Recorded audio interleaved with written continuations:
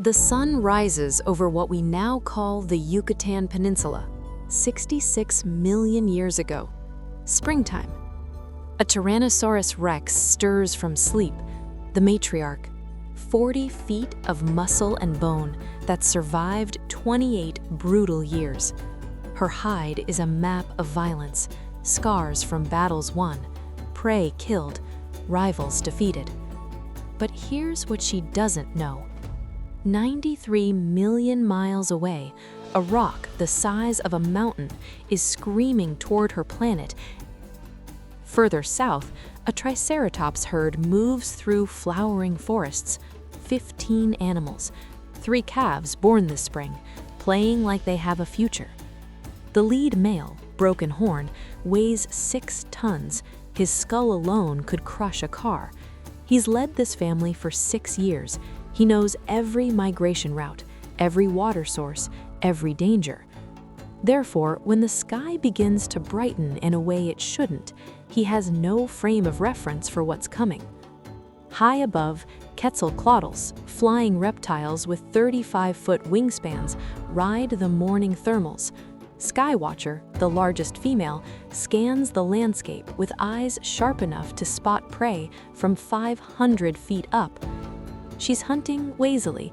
The morning is young. There's time. But there isn't. In the ancient sea, a massive mosasaurus glides through warm water, 50 feet of apex predator. Nothing challenges him. Nothing threatens him.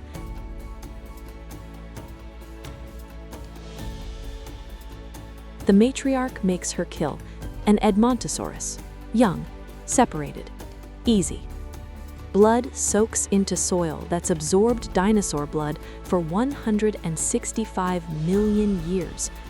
But in approximately 6 hours, all of this becomes meaningless. And here's what's truly haunting: the normalcy. Broken Horn's calves are learning to fight. Small mammals watch from the shadows, persisting as they have for 160 million years, never winning, never dominating, just surviving. Today, that changes everything.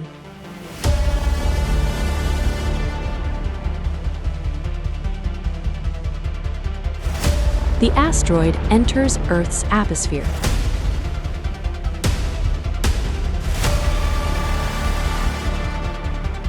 A ball of fire, growing impossibly bright, impossibly fast. Then, impact.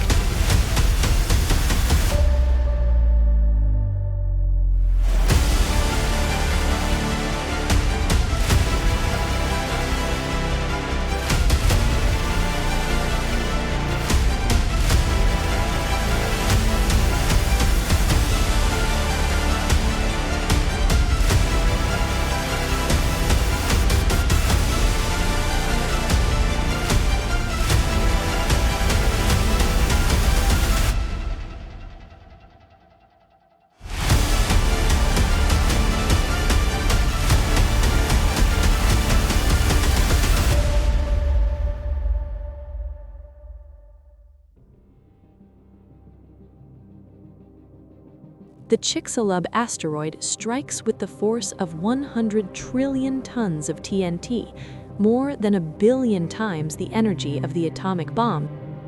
Everything within 600 miles is vaporized, not killed, vaporized. The matriarch, depending on location, has maybe 2 minutes. Perhaps she feels the ground shake. Perhaps she hears the world tearing apart.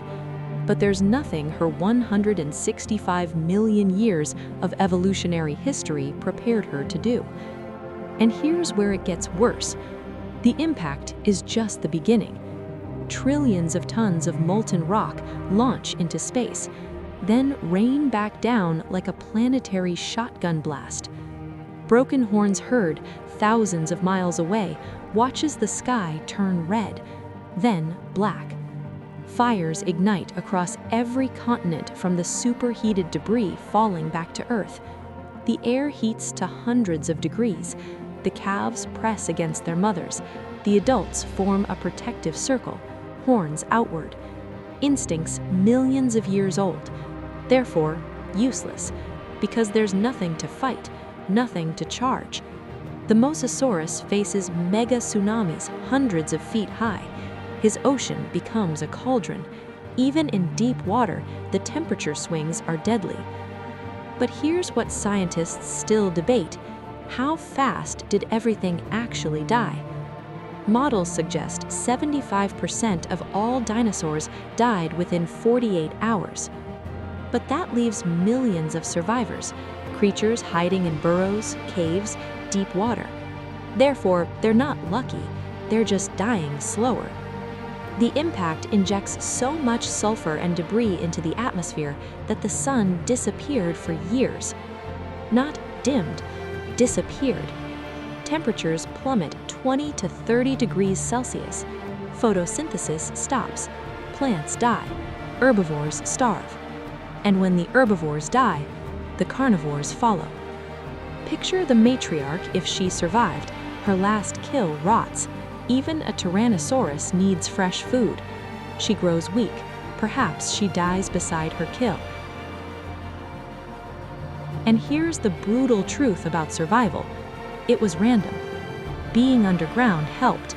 Being small helped.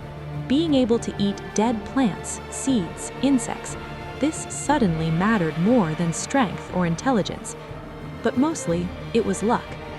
Those magnificent horns that defended against predators for millions of years, useless against ashfall and starvation.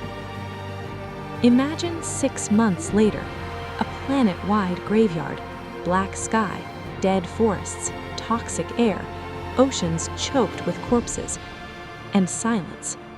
No footsteps of sauropods, no roars of tyrannosaurs, no calls of hadrosaurs. For the first time in 165 million years, Earth was quiet. Small mammals emerged from burrows into devastation, but the age of giants, over, ended not by weakness, not by competition, but by a rock. The extinction created space for mammals to evolve. The ash settled, the world grew quiet, and in that darkness, small eyes blinked open. The age of mammals had begun.